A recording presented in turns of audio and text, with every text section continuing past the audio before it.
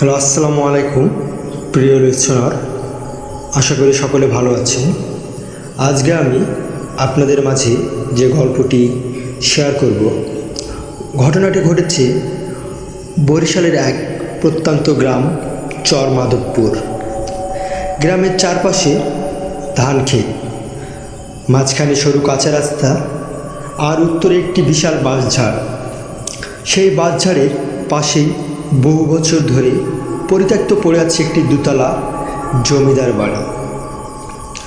দিনের বেলা বাড়িটা থেকে তেমন ভয় লাগতো না, কিন্তু সন্ধ্যা নামার সঙ্গে সঙ্গে পুরো জায়গাটা যেন বদলে যেত।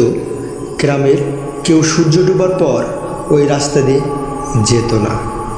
গ্রামের সবচেয়ে বয়স্ক মানুষ হাজী কাশেম প্রায় বলতেন, সব রহস্য চোখে দেখা যায় না, কিছু রহস্যকে দূর থেকেই সম্মান করতে হয়। কিন্তু কেউ তার কথা বিশ্বাস করতো না, আবার বা কেউ তার কথা বিশ্বাস করত। এক বর্ষার সন্ধ্যায় গ্রামের স্কুল শিক্ষক আব্দুল হাকিম হঠাৎ নিখোঁজ হয়ে গেলেন।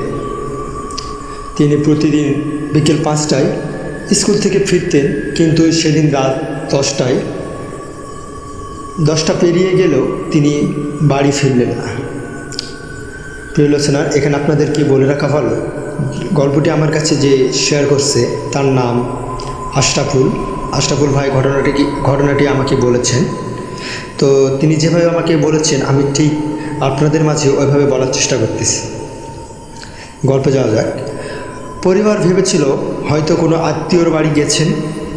পরদিন সকালে তিনি না ফেরায় পুরো গ্রাম খোঁজাখুঁজি শুরু করল। তার সাইকেলটি পাওয়া গেল বাঁশঝাড়ের পাশের কাঁচা রাস্তায়। সাইকেলের চেইন ঠিক ছিল, চাবিও লাগানো ছিল, কিন্তু মানুষটি নেই। চারদিকে শুধু কাদামাটিতে অদ্ভুত কিছু পায়ের ছাপ দেখা গেল। কেউ বলল এগুলো মানুষের নয়, কেউ বলল বৃষ্টিতে ছাপ বিকৃত হয়ে গেছে, পুলিশ এলো। অনেক খোঁজ করলো। বিশ্বাস করেন রাব্বি ভাই, পুলিশ কোনো সূত্রপাত পেল না, সেখানে কোনো সূত্রপাত পায়নি। ঠিক কয়েক সপ্তাহ পর তদন্ত বন্ধ হয়ে গিয়েছিল। গ্রামবাসী ধীরে ধীরে স্বাভাবিক জীবনযাত্রায় ফিরে গিয়েছিল, কিন্তু একজন মানুষ বিষয়টি ভুলতে পারেনি। সে হলো আব্দুল হাকিমের ছোট ছেলে আরিফ। 5 বছর কেটে গেল। আরিফ তখন ঢাকা বিশ্ববিদ্যালয় থেকে ইতিহাসে পড়াশোনা শেষ করে গ্রামে ফিরেছে। বাবার ঘর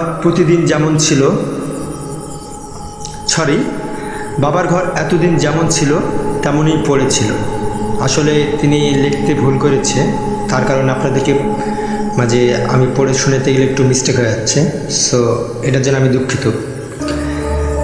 একদিন সে বাবার পুরনো কাঠের আলমারি পরিষ্কার করছিল।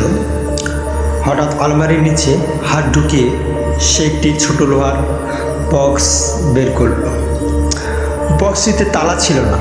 ঢাকনা খুলতেই ভিতর থেকে একটি পুরনো কালো চামড়ার খাতা বেরিয়ে আসলো। খাতার প্রথম পাতায় বাবার হাতের লেখা ছিল, যদি আমি ফিরে না আসি তবে এই খাতাটি শেষ পর্যন্ত পড়বে, কিন্তু শেষ পৃষ্ঠায় পৌঁছানোর আগে কখনো উত্তর দিকের বাঁশঝাড়ে যেও না। আরিফের বুক কেঁপে উঠল। সে দ্রুত পাতা উল্টাতে লাগল। প্রথম কয়েক পৃষ্ঠায় গ্রামের ইতিহাস লেখা, তারপর হঠাৎ লেখা বদলে গেছে। শেষের দিকে পাতাগুলোতে শুধু তারিখ, প্রতিটি তারিখের পাশে একটাই বাক্য, আজও একই শব্দ শুনলাম, আজও কেউ আমাকে অনুসরণ করছিল, আজ রাতেও আলোটা দেখলাম। আর শেষ সম্পূর্ণ লেখাটি ছিল, আমি বুঝে গেছি তারা আমাকে ভয় দেখাতে চায় না, তারা চায় আমি সত্যি খুঁজে পাই সত্যিটা। তারপরে পাতাটি ছেড়ে ফেলা। আরও কয়েকটি পাতাও নেই। খাতার একেবারে ভিতরে মলাটে পেন্সিল আঁকা একটি ছোট মানচিত্র। মানচিত্রে গ্রামের উত্তর দিকের বাঁশঝাড়ের একটি লাল বৃত্ত, বৃত্তের পাশে মাত্র দুটি শব্দ, পুরনো কুয়ো। আরিফ আগেও ওই কুয়োর কথা শোনেনি। সে দৌড়ে গেল হাজী কাশেমের কাছে। বৃত্ত খাতাটা দেখে মুহূর্তের জন্য চুপ হয়ে গেলে, তারপর ধীরে ধীরে বললেন, তোমার বাবা এই খাতাটা সত্যি রেখে গেছেন?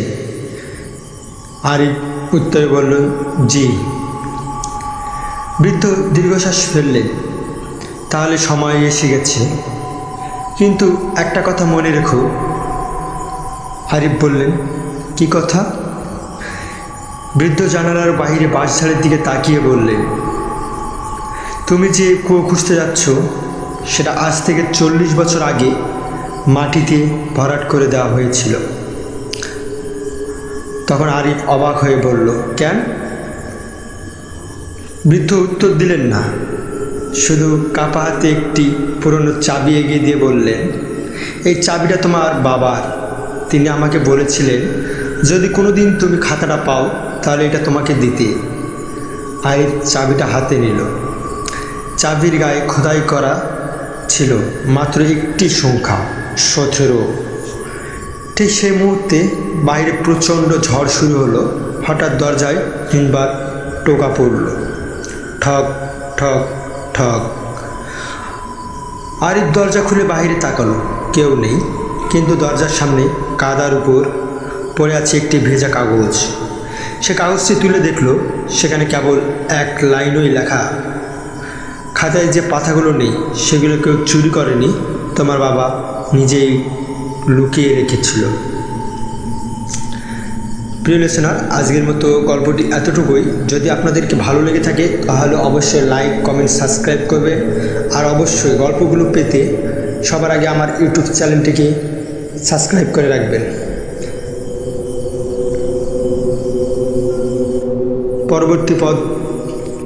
পরবর্তী পর্ব খুব শীঘ্রই আসবে। পরবর্তী পর্ব দেখার জন্য আপনাদেরকে আমন্ত্রণ রইল।